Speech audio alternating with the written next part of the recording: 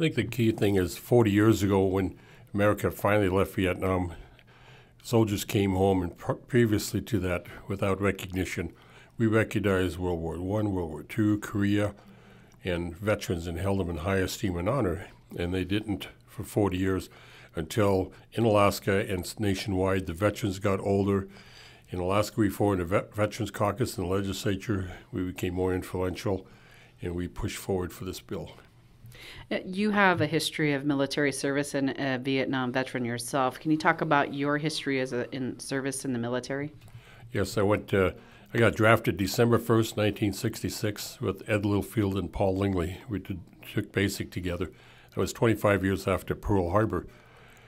We did basic in Fort Lewis, and then ended up being a bird dog, beaver, and otter airplane mechanic, crew chief. I went to Vietnam January 4th of 68, and I stayed there. I was 20 years old. Got out the night before Thanksgiving in 68, and I got an early out, and I didn't come right home. I immediately, as I told the press, immediately got rid of my military clothes and got civilian clothes because we watched the news and we saw what they were doing to the soldiers when they came home.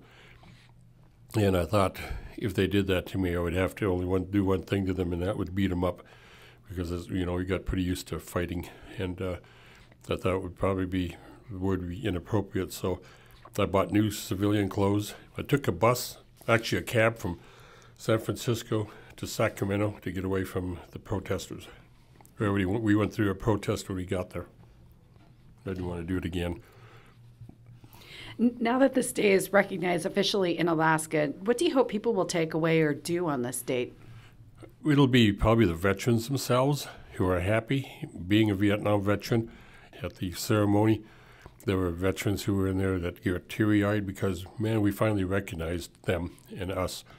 And I think that, I did this for some of my friends who committed suicide, and they're not here anymore. And, I won't mention last names, but either way, they drank themselves to death, or they automatically just did themselves in.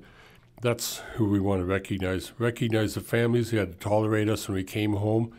We were, as my mom told me, I was not the sweet, loving boy she sent away. And she told me that right up to 5 years before she died. She told that to my son. So that kind of hurt. And I thought, man, I adjusted pretty well coming home. But people haven't. And, there's not too many days a week if I run into George Bennett or James Lindoff or George. We know what we did. We know we're Vietnam veterans. You know that. And you see your veterans and you're reminded of Vietnam constantly. The bill that was signed into law by the governor this week, House Bill 67, what's the difference between your bill and what was passed this week? It was actually the identical bill, except that mine died in the waning moments of the legislature and the Senate side last year. Representative Thompson, Steve Thompson, being a veteran also, came through Haynes. I had lunch with him, and he said, "Bill, is there anything there that you want to get finished?" And I said, "Yes, Vietnam Veterans Day bill." And he said, "I will pack it." Had one hearing in the House, one in the Senate, and it was done. So I thank Steve Thompson, Representative Thompson, on behalf of all the veterans.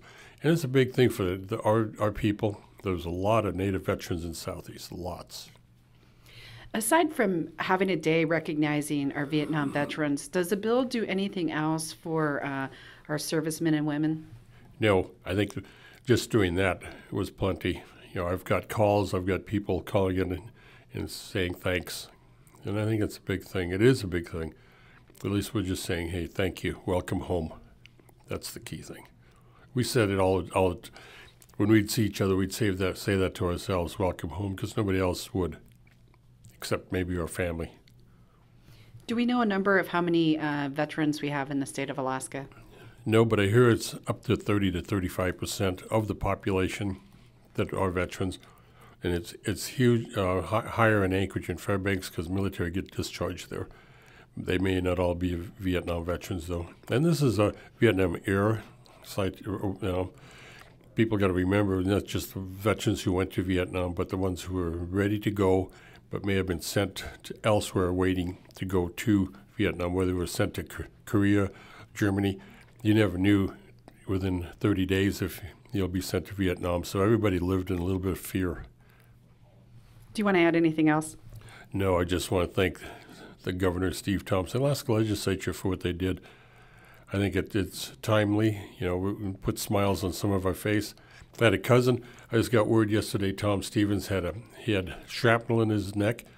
They removed it after 40-some years. He's had constant headaches, but it was too close to a nerve. They removed it, and he said it was the first time he's not had a headache in over 40-some years. So that some things come out. I just want to say hi and thanks to all the veterans out there. We all know who they are, and welcome home.